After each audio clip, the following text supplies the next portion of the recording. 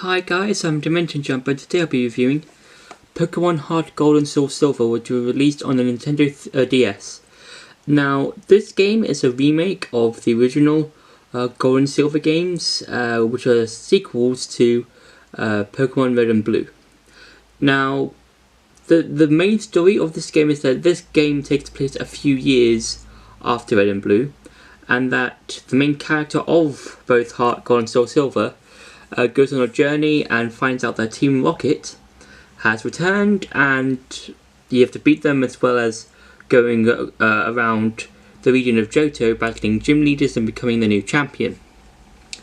And what I like about this remake is that not only does it have some of the same elements from the original Gold and Silver, but with this remake it has some of the features of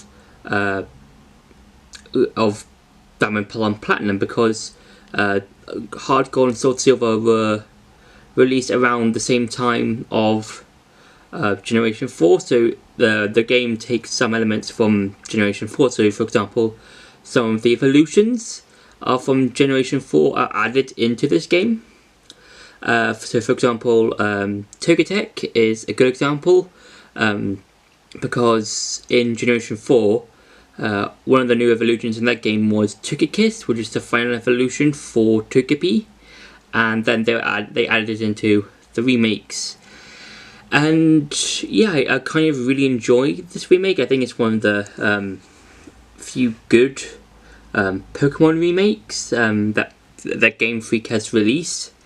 And I think with this remake, I think it adds some familiarity to the game, and also introduces new players or new fans to older games, and making remakes of them, so they can also enjoy the games that were released 30 years ago or so, or 20 years ago or whatever, and play them in a new kind of light, and play them in a familiar gameplay that they might have played when they played Generation 4.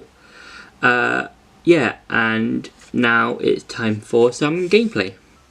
Now, the gameplay itself is basically the same as other Pokemon games in the series. There's basically you challenge Pokemon trainers, and you basically battle them with your Pokemon. But this is in style of Generation 4, so you've got the gameplay on the top screen, and you've got the moves on the bottom screen.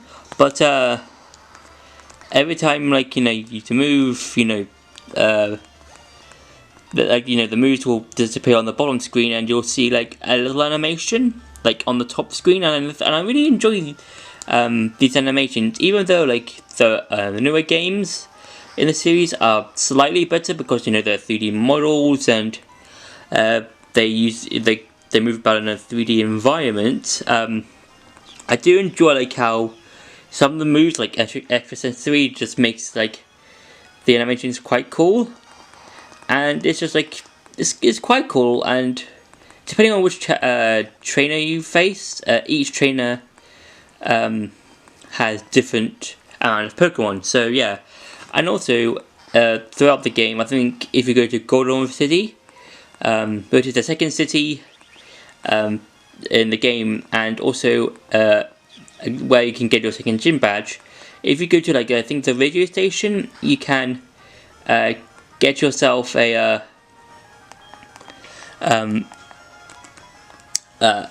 experience share, but that's random. And you basically, if you have Pokemon Diamond, Pearl or Platinum, you can basically just trade over a Pokemon with an experience share and just give it to your team that way.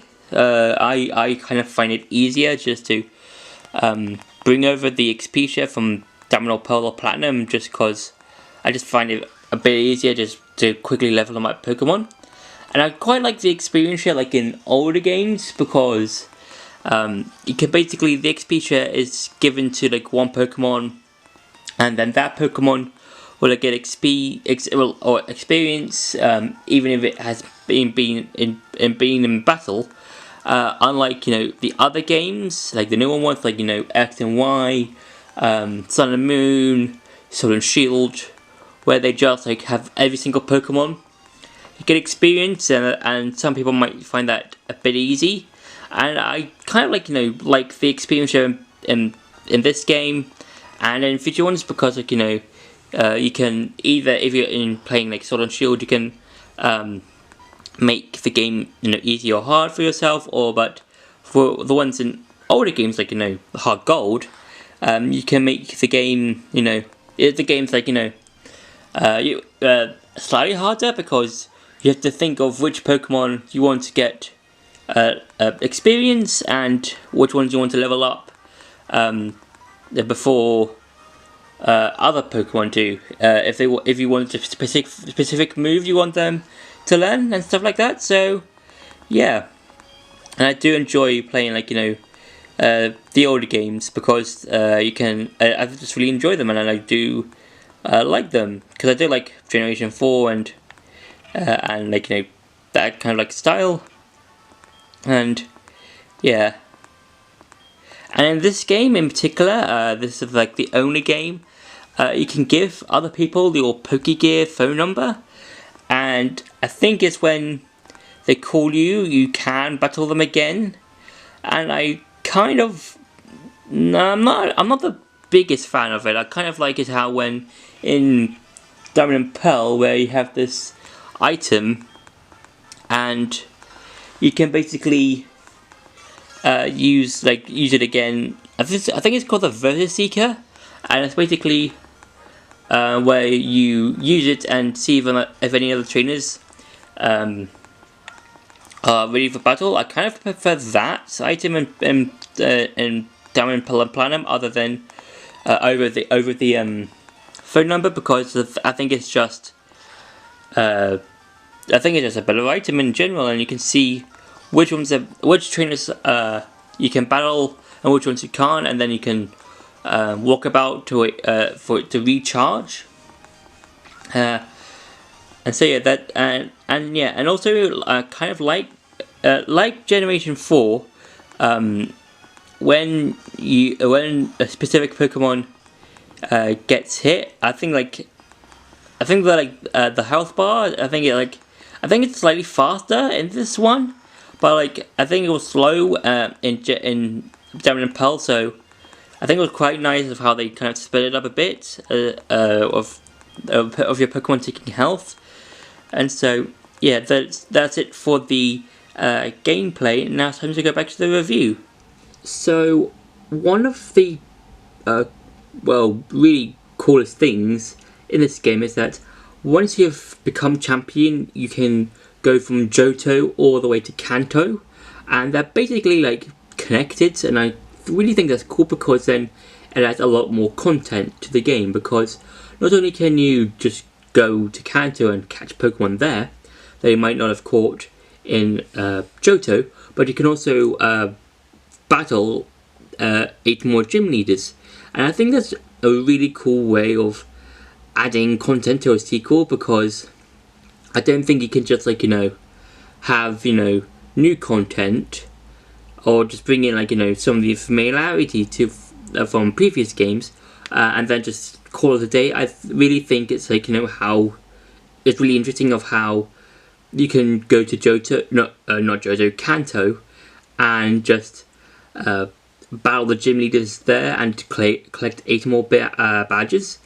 And it gets tougher, the gym battles, because with the ones in Johto, it's the Pokemon levels in the gyms are quite reasonable, because every time you level up, you have to try and catch more Pokemon to battle the gym leaders and level up to so you're able to battle the gym leaders and collect their badges. But with Kanto, the levels are significantly higher. I think they're about the same levels as the Elite Four, the Pokemon that the gym leaders use, and I think that's quite reasonable, because you basically have to like train up your Pokemon and try and make sure that your levels are at the same level as their Pokemon are, and try and, like, use new strategies of how to battle them, and use different Pokemon to use against their gym leader. And also you can also battle Red, like the Red from Pokemon Red and Blue, and I think that's like a really cool way of bringing back an old character, because it's just like, he's just standing there and he hasn't been seen since the original Red and Blue, and this battle is quite interesting because he has a bunch of Pokemon from the original games, some of them being, the 3 starters, Pikachu, Lapras, and I think a Taurus as well. I could be wrong, it could be a different Pokemon. It might be Taurus, it might be Dragonite, it could be one of the 2 Pokemon, but I think it's really cool of how they bring like an old character and introduce him to fans, like new fans of the games. And I do like a lot of the Pokemon in these games, so I quite like Totodile, the Water Starter. I do like Houndoom, Togekiss, even though Togekiss is a new evolution and was introduced in Gen 4. I do like the Togekiss line, and I do like a lot of the Pokemon that are like newly introduced in both this generation and the ones that are added on from Gen 4, because I think it adds a bit more, well, it basically makes the game more interesting and more enjoyable if they just kept it as the original Gold and Silver. I think it wouldn't be that good. It would just be like, oh, it's just Gold and Silver, but with a new coat of paint. Nothing's really added. But with the way of how they made it kind of like Generation 4, but with like, added features, I think that's really cool of how they just made it familiar to like new fans. So yeah, that's been my review for Pokemon HeartGold and SoulSilver. I hope you enjoyed that video. Don't forget to like, share and subscribe, and I'll see you in the next video.